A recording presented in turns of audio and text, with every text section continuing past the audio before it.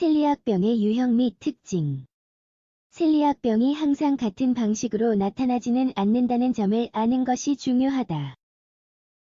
따라서 전문가들은 다양한 유형의 셀리악병을 연구하고 분류했다. 지금부터 셀리악병의 여러 유형과 특징에 대해 자세히 살펴보자. 셀리악병은 글루텐 섭취와 관련이 있는 자가 면역 질환이다. 글루텐은 밀 또는 보리가 포함된 식품 등 여러 식품에 존재하는 단백질이다.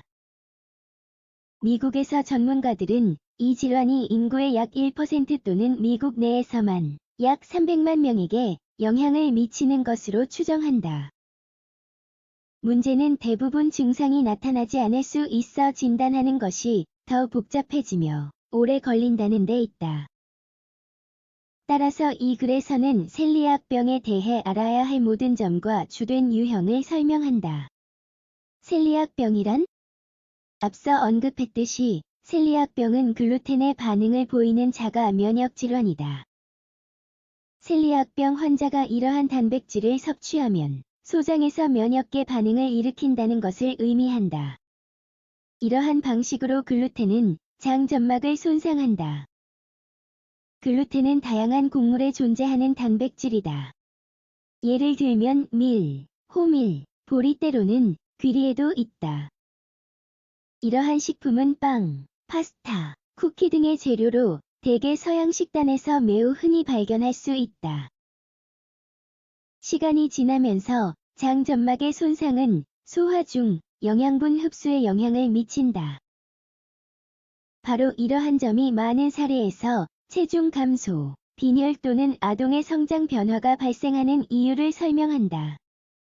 전문가들은 아직 다양한 유형의 셀리악병을 일으키는 원인을 정확히 알아내지 못했지만 유전이 결정적인 요인이라는 점은 알려져 있다.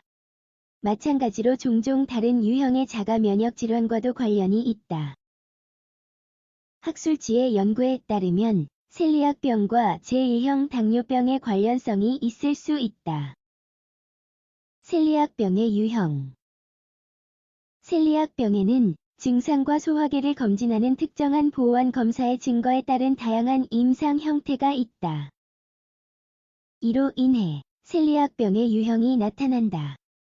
스페인 셀리악병 협회 연맹에 따르면 거의 75%의 환자가 진단을 받지 않았다. 이 데이터는 최근까지 전문가들이 무증상 사례가 있을 수 있다는 사실을 인지하지 못한 데에서 비롯된다. 따라서 셀리악병의 유형은 무증상, 증상, 잠재성, 잠복성 및 란치성으로 분류된다. 지금부터 주된 특징을 알아보자. 무증상. 무증상 셀리악병은 이름에서 알 수 있듯이 증상을 보이지 않는 질환이다. 하지만 보완 검사 예를 들면 장을 관찰하기 위한 내시경 검사를 통해 질병의 존재가 분명해진다. 증상. 이러한 유형의 셀리악병에서는 환자가 증상과 양성 검사 결과를 모두 나타낸다. 하지만 징후는 매우 다양하다. 일부 사람은 설사, 체중 감소, 피로, 구토 및 복통을 경험한다. 다른 사례에서는 설사 대신 끊임없는 변비를 발견할 수 있다. 또 다른 전형적인 징후는 아동의 경우 성장 지연, 고창 및 복부 팽만이다.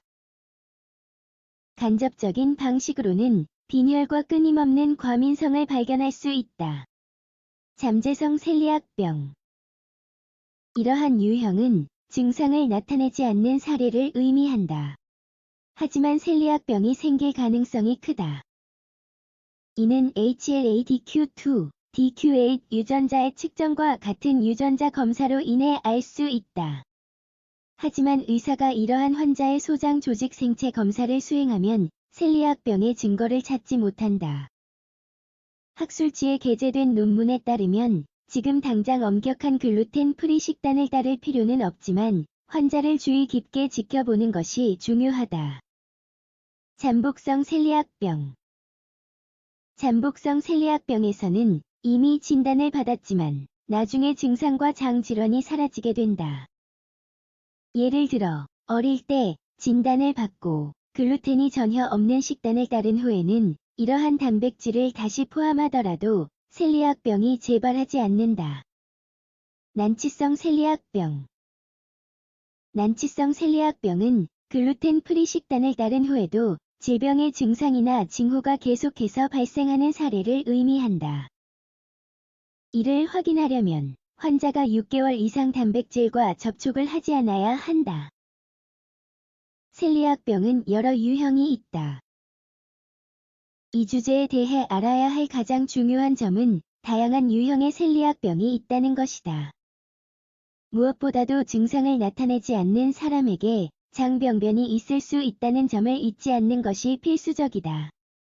따라서 대부분 진단에 도달하는 것은 쉬운 일이 아니다.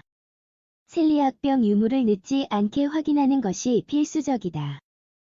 장 점막의 손상이 되돌릴 수 없을 정도가 되어 심각한 결과를 초래할 수 있기 때문이다.